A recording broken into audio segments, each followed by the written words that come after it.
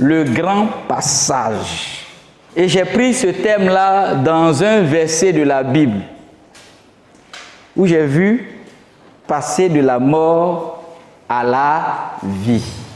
On va lire ce verset-là, et l'Esprit de Dieu va nous diriger sur ce qu'il veut que nous entendions. Jean 5, verset 24. En vérité, je vous le dis, celui qui écoute ma parole et qui croit à celui qui m'a envoyé a la vie éternelle. Il ne vient pas en jugement, mais il est passé de la mort à la vie. Voilà donc le verset qui est planté. Et celui qui parle ici, c'est Jésus-Christ de Nazareth. Et regardez la façon dans laquelle il introduit sa phrase. Il insiste sur un mot. Il dit en vérité. En vérité. Et généralement, quand on insiste sur quelque chose, on veut accentuer, on veut montrer l'importance de ce qu'on est en train de dire. C'est vrai que tout ce qui sort de la bouche du Seigneur est vrai. Mais ici, il insiste en vérité, en vérité. Je vous le dis. Qui parle? C'est Jésus. En vérité, je vous le dis. Celui qui écoute ma parole et qui croit à celui qui m'a envoyé à la vie éternelle. Il ne vient pas en jugement, mais il est passé de la mort à la vie.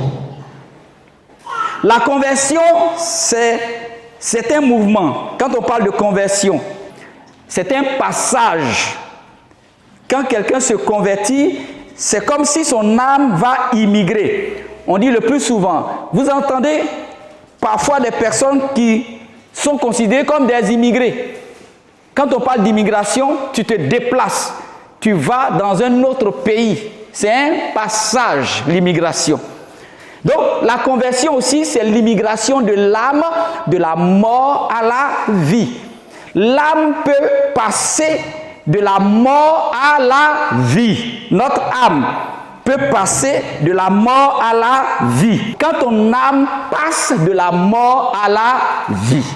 C'est ça la conversion. C'est vrai que l'âme est immortelle.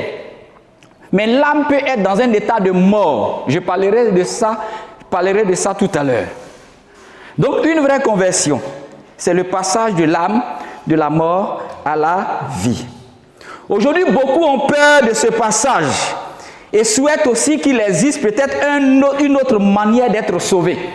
C'est pour ça que vous allez voir que certaines personnes s'attachent à d'autres dieux. Parce qu'ils ont peur du passage de leur âme, de la mort à la vie. Ils sont à la recherche d'une autre façon d'être sauvés. Et parce qu'ils sont à la recherche d'une autre façon d'être sauvés, ils vont vers d'autres dieux. Ils vont vers d'autres adorations. Ils vont vers soit des fétiches. Ils vont s'attacher parfois à des masques. Parce qu'ils cherchent le salut. Comment être sauvé? Comment sauver son âme? Une âme qui n'a pas Dieu est une âme qui est morte. Et beaucoup ont peur de ce passage et souhaiteraient qu'il existe une autre manière d'être sauvé. Dans ce verset, il y a deux états, peuple de Dieu. Il y a la mort, il y a la vie. Et puis aussi, il y a la façon de passer de l'un à l'autre. Comment passer de la mort à la vie. Voyons un peu l'état de mort pour qu'on puisse comprendre quelque chose, peuple de Dieu. Qu'est-ce que ça implique? Passer de la mort. Nous tous, on est d'abord dans un état de mort. Le pays natal de tous les humains, c'est la mort. Quand on est dans un pays qui est appelé mort. On est dans le péché. Depuis Adam. Donc, on est tous natifs d'un pays natal de mort. Et c'est une cité où règne la destruction. C'est une cité où il y a le désordre. C'est une cité où il y a la misère totale. Et tous sont coupables dans cette cité devant Dieu. On est d'abord dans ce pays appelé la mort, où il y a la misère, où il y a le désordre, où il y a le chaos, où il y a la sorcellerie, où il y a la méchanceté, où il y a l'hypocrisie. Tous, nous sommes natifs de ce pays. Un pays où on est tous condamnés, des condamnés à mort, des prisonniers vivants, où règne l'obscurité. C'est dans ce pays-là où il y a la mort, où il y a l'ombre sinistre. C'est dans ce pays-là que nous tous, on est nés. Un pays qui est caractérisé par la misère. Un pays qui est caractérisé aussi par l'impuissance. Aucun pouvoir de résister ou d'échapper dans ce pays. Quand tu es dans ce pays qui est caractérisé par cette misère-là, tu es impuissant. C'est pour ça, dans ce pays, les loups se bouffent entre eux. Les sorciers se bouffent entre eux. Aussi longtemps que tu vas demeurer dans ton pays natal, où règne la mort, tu peux être tué à tout moment. Parce que tu es vulnérable. Les gens peuvent te manger à tout moment. Ils peuvent te bloquer à tout moment. Dans ce pays natif qui est appelé la mort. Impuissance totale. Sans Christ, peuple de Dieu, nous ne pouvons rien faire. Sans Jésus, on ne peut rien faire. Sans Jésus, on ne peut même pas résister à quelque chose. Je vous le dis, peuple de Dieu.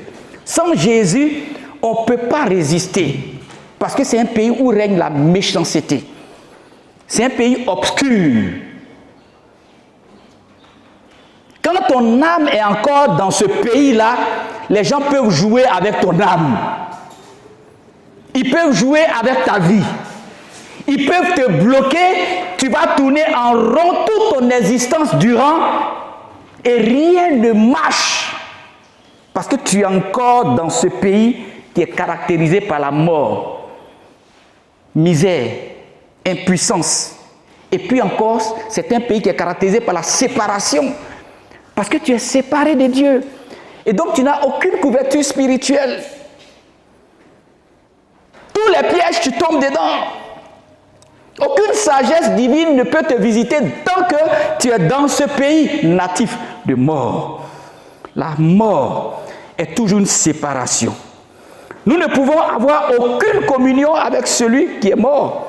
Parce que quand quelqu'un meurt, c'est fini. Hein? Tu ne peux plus être en relation avec la personne. Je viens de perdre mon frère aîné, il est mort. Il ne peut plus m'appeler. Parce qu'il m'appelait de temps en temps. Petit frère, comment ça va? Et ta femme? Et tes enfants? Voici quelqu'un, quand il va appeler, il va te demander comment tu vas? Comment tes enfants vont? Et ta femme? Et à la maison? Est-ce que tu as appelé ton grand frère? Est-ce que tu as appelé ta petite soeur? Il commence par ça. Ça, cette approche téléphonique-là, j'ai beaucoup aimé ça dans la vie de mon frère. Je lui rends hommage en disant ça. C'est comme je témoigne. Même s'il doit te demander 5 francs, il va commencer à te demander d'abord comment tu te portes, comment tu vas. Allez Jean-Pierre, comment tu vas? Petit frère, ça va à la maison? Et maman, et ta femme, et les enfants? Est-ce que tu as pu joindre ton frère? Est-ce que tu as appelé ta soeur? Tout va bien, hein? Il va commencer par ça d'abord, avant de demander 5 francs. Voilà comme il est caractérisé. Oh, certains, dès qu'ils appellent, j'ai un besoin. Mais j'ai aimé ça dans la vie de mon frère aîné.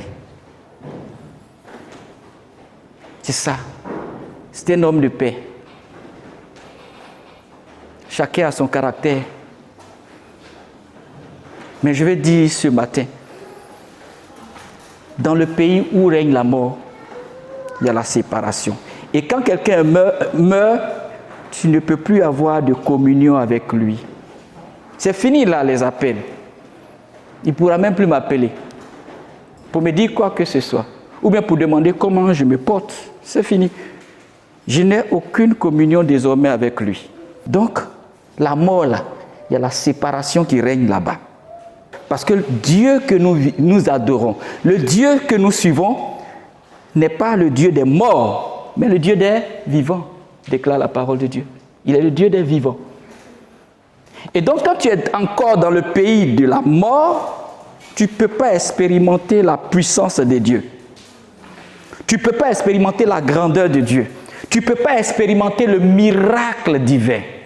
C'est pour ça qu'il faut absolument que tu passes de la mort à la vie. L'état de vie, c'est quoi? Passer de la mort à la vie, qu'est-ce que ça implique? Premièrement, ça implique la délivrance. La délivrance. Dis à ton voisin la délivrance. Vous voyez que la puissance du péché et de la mort a été vaincue. Et l'âme a été délivrée de son esclavage et de sa misère par la mort de Christ à la croix de Golgotha. C'est pour ça, tout enfant de Dieu qui veut passer de la mort à la vie doit être délivré. Délivré de la puissance du péché et de la mort.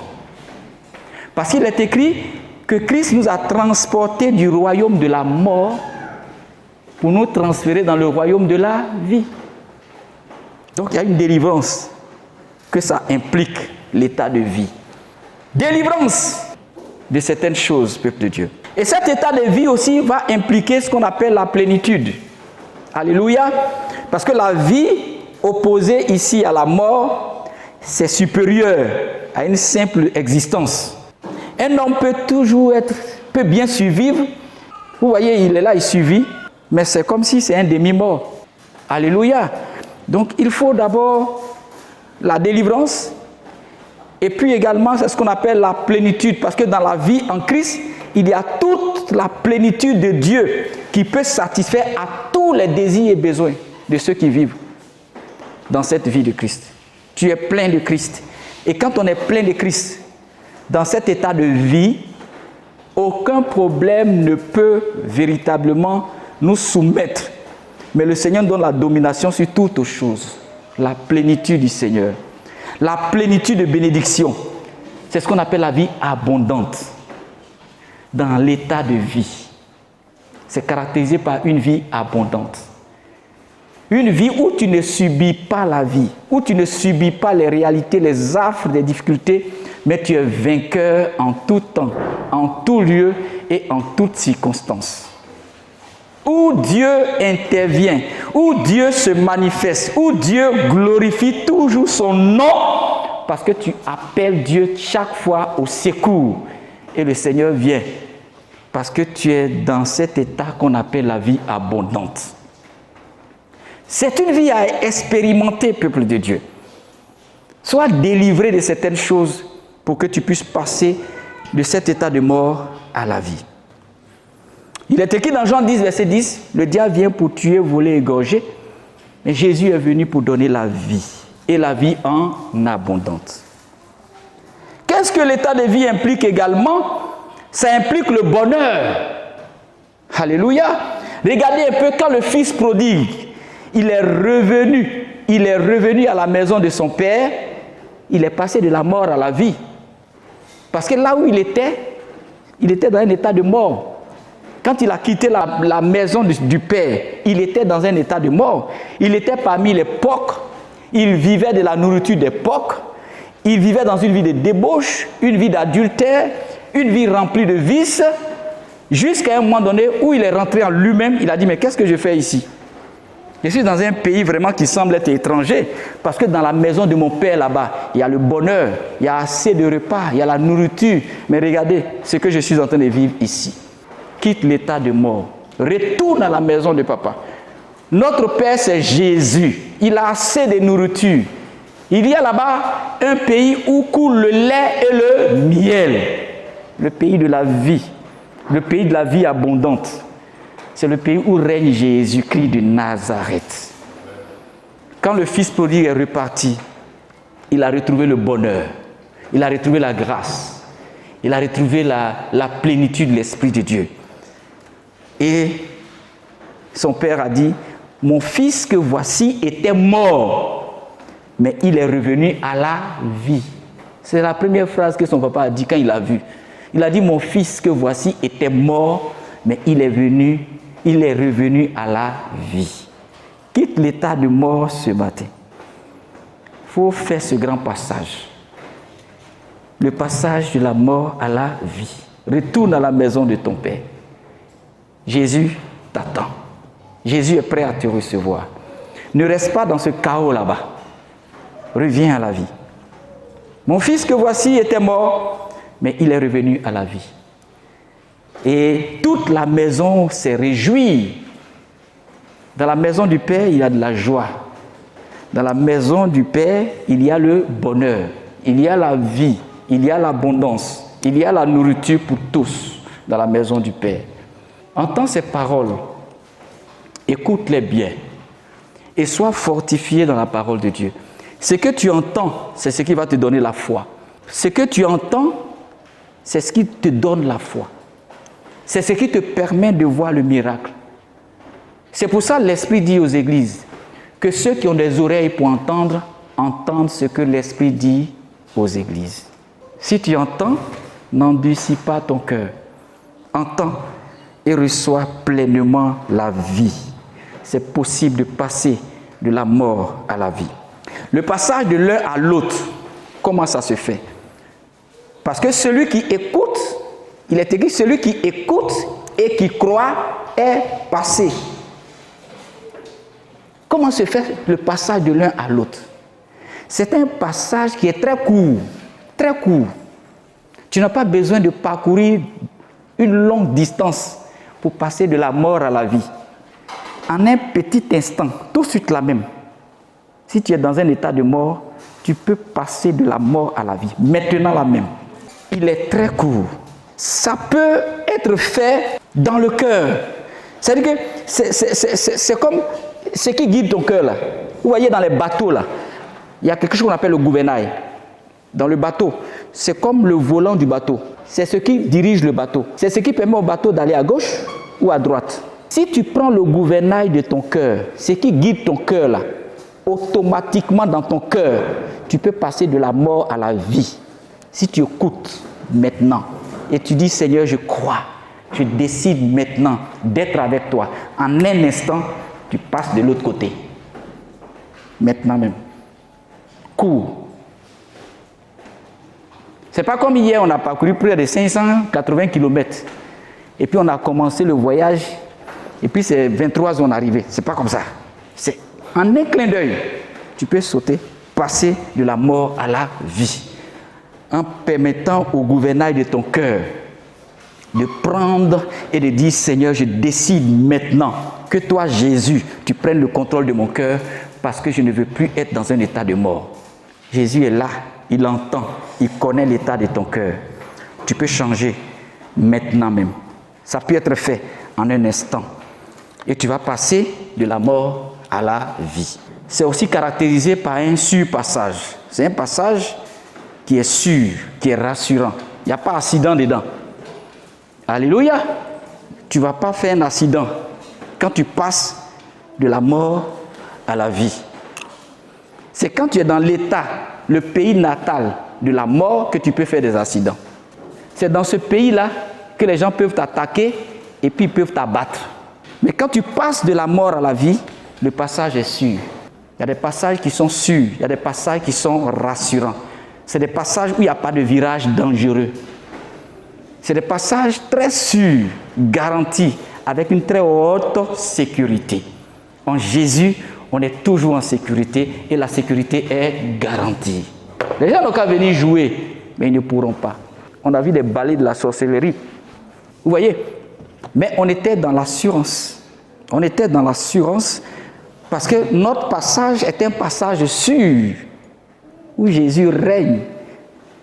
Mais le Seigneur nous permet d'entendre ses chants, d'entendre ses cris, d'entendre cette manifestation de la sorcellerie pour nous rassurer et dire soyez confiants, je suis avec vous. Juste un instant pour que vous puissiez comprendre Alléluia, que vous êtes dans un pays sûr. Un pays sûr et rassurant. Le passage est vraiment un passage sûr. Et aussi, c'est un passage qui est gratuit. Vous voyez, quand on venait là, on a payé 2 péages. C'était 4 péages même. Mais il y a 2 qui étaient ouverts. Alléluia. Le passage est payant. Donc on a payé. Si on ne paye pas, on ne passe pas. Deuxième péage aussi, on a payé. Si on ne paye pas, on ne passe pas. Troisième péage, le dispositif était là. Mais ils ont dit pour l'instant, ils n'ont pas fait l'inauguration.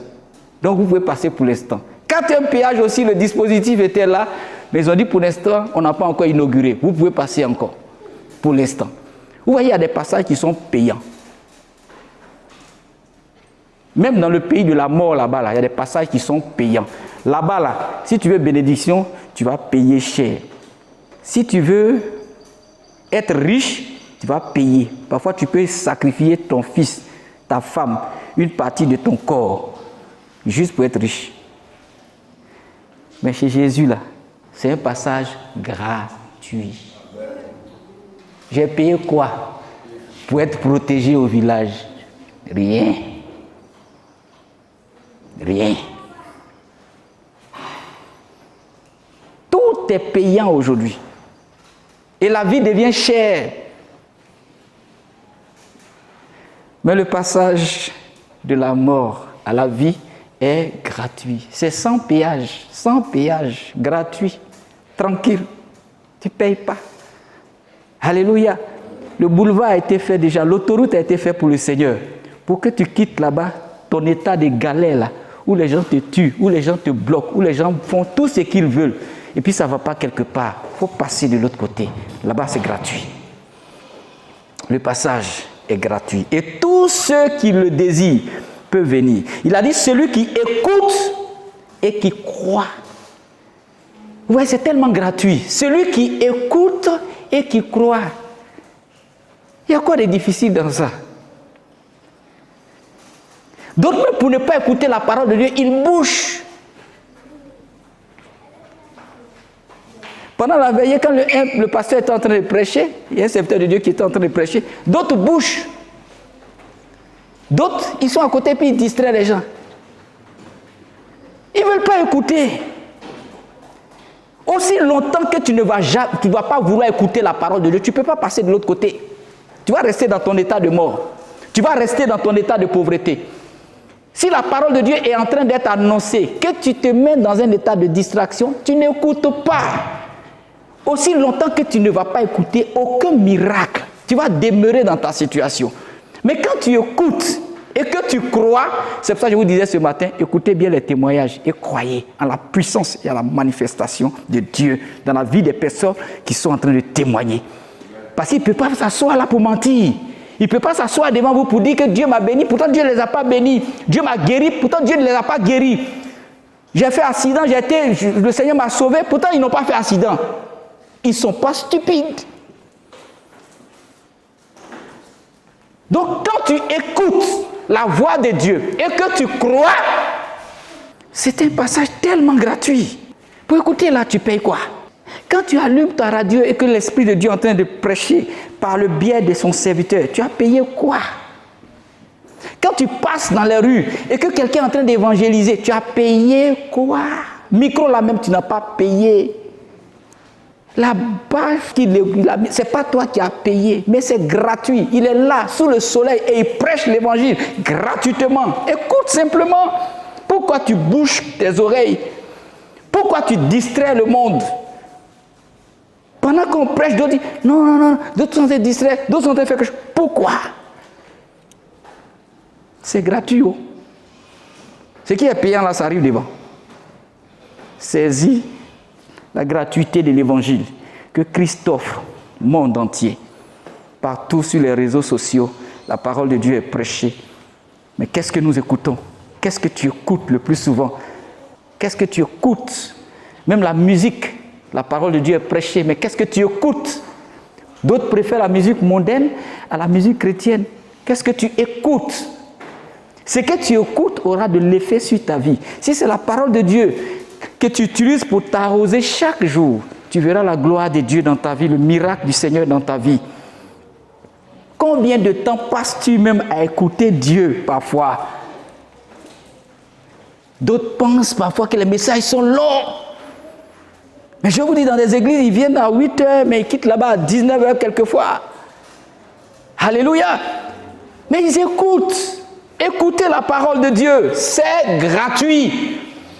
Et puis c'est une gratuite qui donne la puissance, qui donne l'autorité, qui ouvre des portes, qui bénit, qui restaure, qui soigne, qui guérit. Celui qui écoute et qui croit, il va passer de la mort à la vie. Si tu n'es pas encore passé de la mort à la vie, c'est parce que tu refuses d'écouter. Tu penses que les choses vont descendre comme ça. Rien ne peut descendre comme ça du ciel. Ta bénédiction ne va pas descendre comme ça du ciel. C'est l'écoute. Il va susciter la foi. La foi vient de ce qu'on entend. Et ce qu'on entend vient de quoi? De la parole de Dieu. La foi qui produit le miracle, ça vient de ce qu'on entend. Qu'est-ce que tu entends à longueur de journée? Et comment tu vois cela? Comment tu scènes cela? Écoute la voix de Dieu. Je suis la porte. Si quelqu'un entre par moi, il sera sauvé. Veux-tu entrer par cette porte? Cette porte Jésus qui est gratuite. Si tu entres par ces portes, tu seras sauvé. Et une condition simple pour finir. Celui qui écoute ma parole et qui croit à celui qui m'a envoyé. Je disais tout à l'heure que entendre la parole de Christ conduit à croire à Dieu le Père. Alléluia. Si tu entends la parole, tu vas croire à Dieu le Père. Mais si tu n'entends pas, tu ne peux pas croire à Dieu le Père. Si tu ne veux pas entendre, tu ne peux pas croire à Dieu le Père. Et voilà pourquoi, généralement, lorsque la parole de Dieu est prêchée, Satan, il travaille pour envoyer la distraction, pour envoyer la mort. Parce qu'il sait que la parole de Dieu est une puissance à double tranchant. C'est comme une épée à double tranchant. C'est une parole qui opère des miracles. C'est une parole qui restaure. Satan ne veut pas qu'on écoute. Il ne veut même pas qu'on entende la parole de Dieu. Ne laisse pas Satan t'empêcher ou bloquer l'entendement de la parole de Dieu dans ta vie. Laisse la parole se manifester. Si tu écoutes, tu verras que quelque chose va se passer.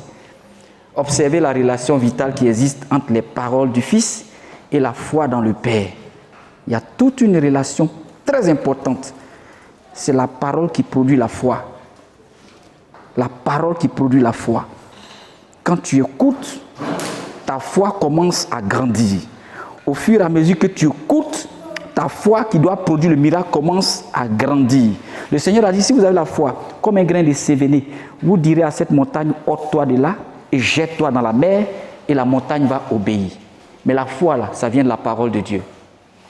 C'est pour cela, pour aiguiser votre foi, pour faire grandir votre foi, toutes les fois où vous serez en face de quelqu'un qui va prêcher, qui va donner un témoignage, qui va parler de Dieu, écoutez bien. Écoutez bien. Si vous écoutez et que vous y croyez en la puissance de Dieu dans sa vie, votre puissance viendra, elle se manifestera et Jésus sera Seigneur. C'est une condition simple. Aujourd'hui que beaucoup compliquent. Beaucoup compliquent parce que quand la parole vient, ils dorment.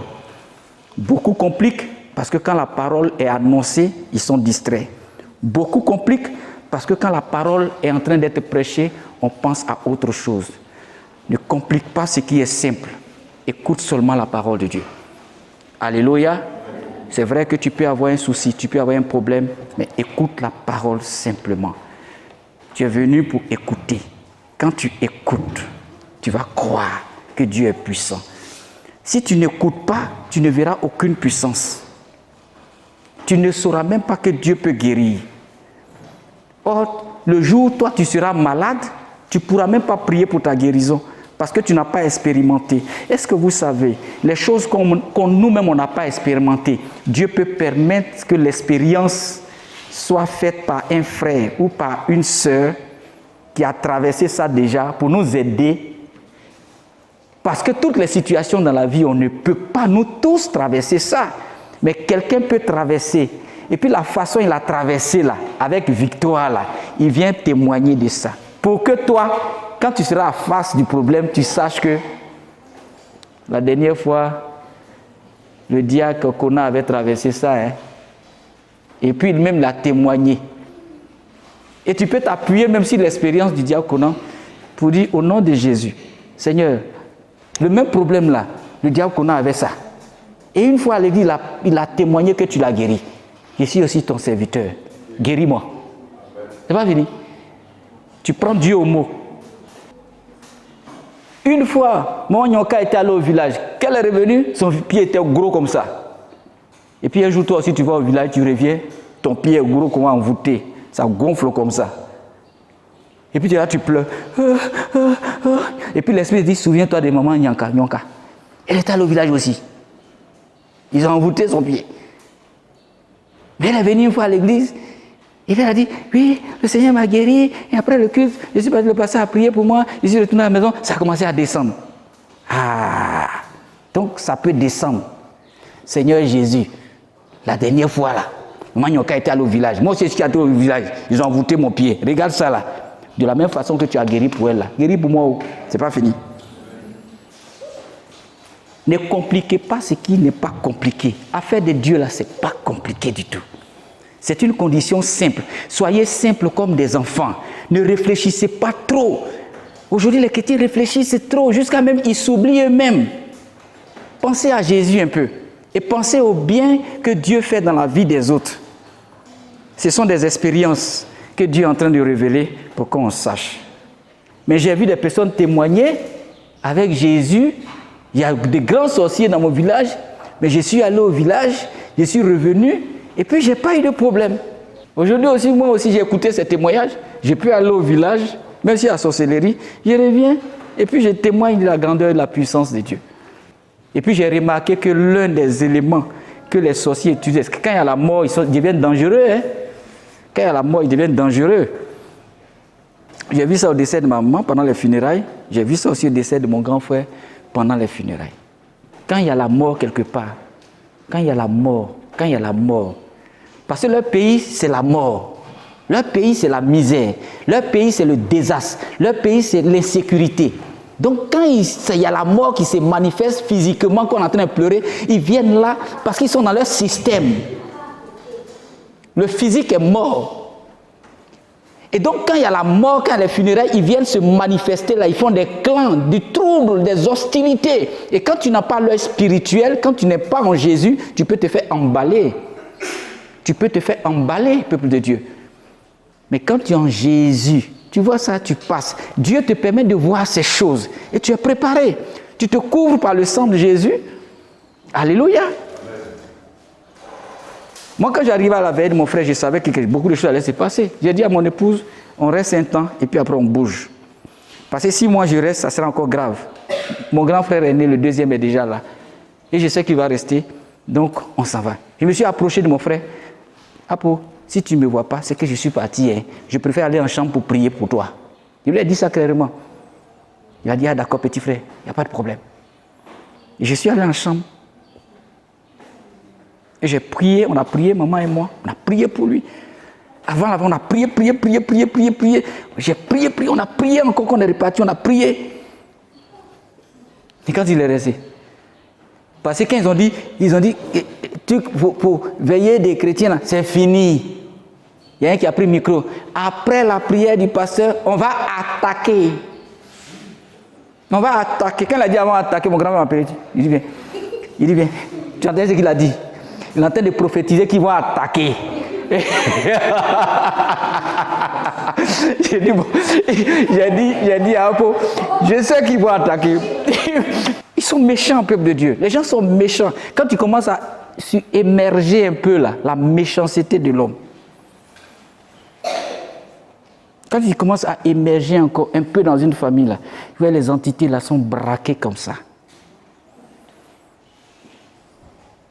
Ils veulent te tuer en même temps. Parce qu'ils ne veulent pas voir quelqu'un réussir. Oh, chacun a une grâce.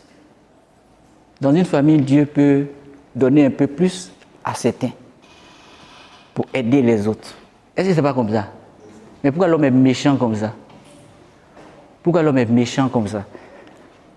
Pour comprendre la méchanceté de l'homme, c'est dans le pays où il est resté là. On est tous nés dans un pays de méchants. Mais à un moment donné, il faut sortir de ce pays-là. Ton pays natal, c'est la méchanceté, c'est la mort. Mais il faut quitter dedans. Il faut quitter dedans. Jésus, là, il rend gentil. Jésus, là, il transforme le cœur. Et puis, il permet à ton cœur d'aimer aussi les autres. Mais aussi longtemps que tu es dans la méchanceté, parfois, ça devient sorcellerie. Ça devient sorcellerie.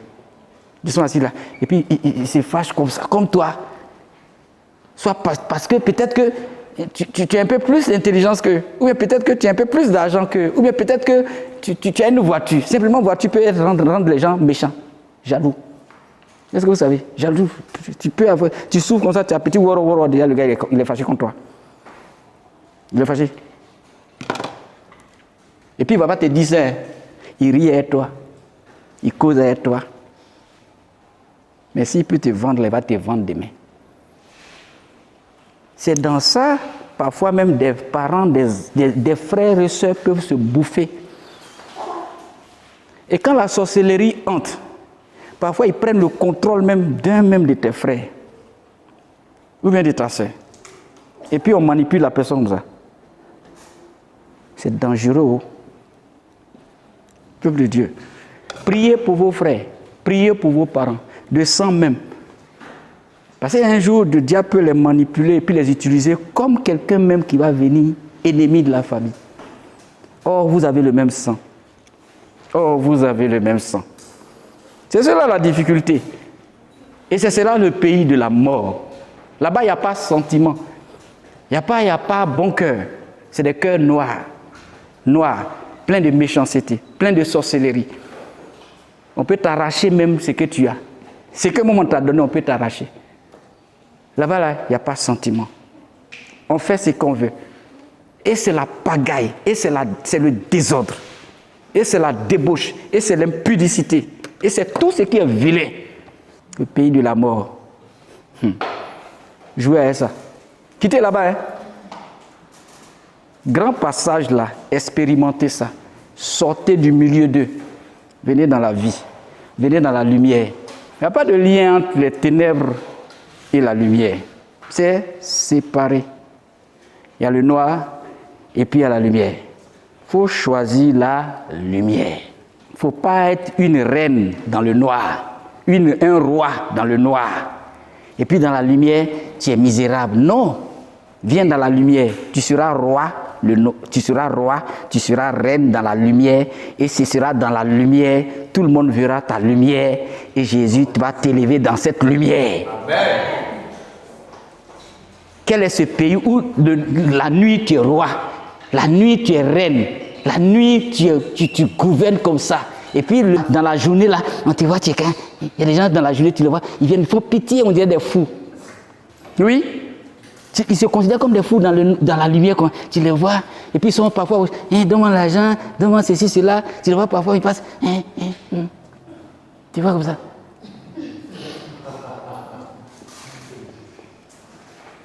Oh, dans le noir là-bas, là, il est roi. Dans le noir là-bas, là, c'est une reine. Mais dans la lumière, tu vois la personne, c'est elle qui mendie. Et puis ils prennent ton argent là. Ils vont faire bizarre. Là. C'est pour ça que quand vous devez donner là, priez dessus. Le sang de Jésus. Le sang de Jésus. Et puis tu donnes. Les gens sont méchants. Les gens sont méchants. Parce que leur pays là, c'est le noir. Nous tous, on était dans ce pays, et puis un jour là, on a entendu la parole de Dieu, ou bien? On était tous là-bas. On est nés dedans. On est nés dedans. Moi, dans ma famille, là, il y a masque. Mais à un moment donné, mon papa a dit non. Il a accepté Jésus. Toi, dans ton pays aussi, dans ta famille, il y a adoration. Il y a combien tout ça là? Mais un jour, tu as dit non. Sortez du milieu d'eux. Tradition qui est bon, on prend. Si ce n'est pas bon, on laisse. C'est tout. Oui. C'est pas bon, on laisse. Ce qui n'est pas dans Dieu là, ce n'est pas écrit dans Dieu, on laisse. Ce qui est pour Dieu, on prend. On ne va pas nous dire de subir des traditions qui sont contraires à la volonté de Dieu. Là où tu vas sentir qu'il y a une adoration de fétiche, une adoration de maraboutage, une adoration de choses, tu dis non. Tu dis non. Si tu n'as pas compris quelque chose, tu dis non. Il faut qu'on respecte ton choix parce que tu as Jésus. Respectez-nous aussi. Vous qui aimez toujours quand il y a des cérémonies, quand il y a un deuil, on doit faire subir vos affres. Non, respectez-nous parce que nous sommes enfants de Dieu. Nous avons accepté Jésus. Nous marchons avec Jésus. Et le Seigneur nous donne des inscriptions, des ordonnances que nous devons respecter. On ne peut pas donner des bouteilles de gin à quelqu'un. Pourquoi? Tu as fait quoi avec? Il faut que je comprenne. Il faut que je sache ce que tu as fait avec. Si c'est pour appeler des dieux étrangers à une cérémonie, je dis non. Parce que moi, mon Dieu, c'est Jésus. Mon Dieu, c'est Jésus. Ce que tu as fait avec l'alcool, là, si c'est pour adorer des fétiches, j'ai dit non.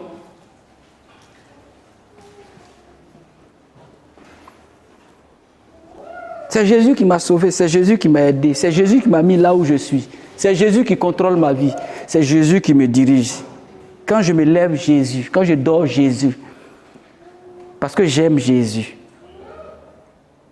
Il me sauve, il me relève même quand je pêche, il me pardonne, il me lave, il me sanctifie, il me protège, il me garde, il est tout pour moi.